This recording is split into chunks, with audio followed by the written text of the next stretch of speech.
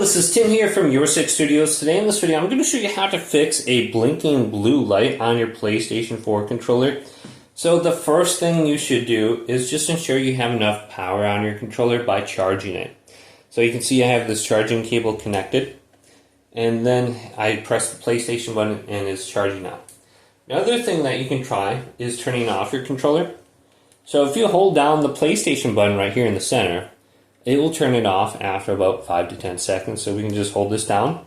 I'm not sure if it will do this when we have the power cord in, but just hold down the PlayStation button and the controller should turn off. So this blue light should go away.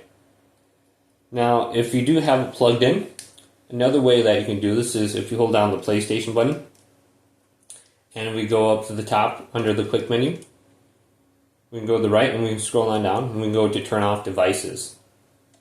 And we can select our controller now, and it'll turn off. And just do a quick reset that way. So I can press this down, and I can just turn it on. Now another thing is, on the back of the controller, there is this small reset hole right here. We could just take a little pin and place in there. So a lot of times I use this tool. Right here, you can barely see it. Let me get it in my hand.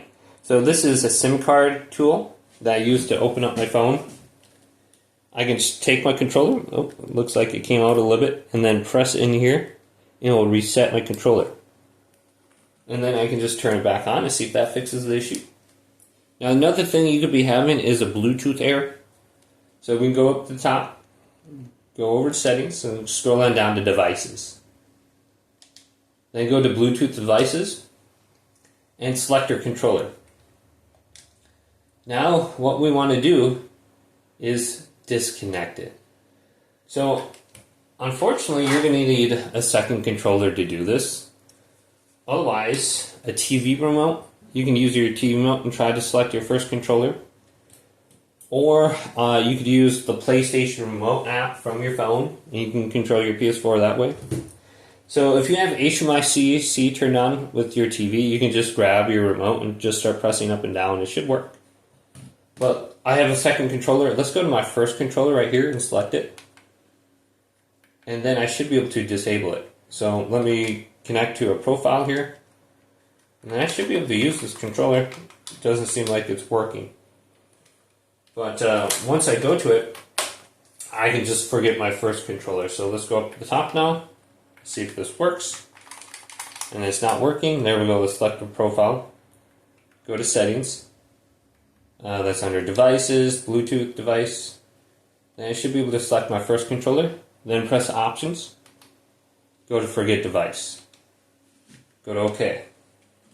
Now the easiest way to reconnect it is if we hold down the share button and the Bluetooth button, I mean the PlayStation button at the same time. This will put in the Bluetooth pairing mode. Otherwise we can just connect it with a cord and then press the PlayStation button and it will be reconnected automatically. Otherwise, if you have it in the Bluetooth pairing mode, it'll be listed under here. You can just go to it and then select it and it'll be connected back up again. But hopefully this video did indeed help you out. Did leave it a big thumbs up and subscribe to my channel down below.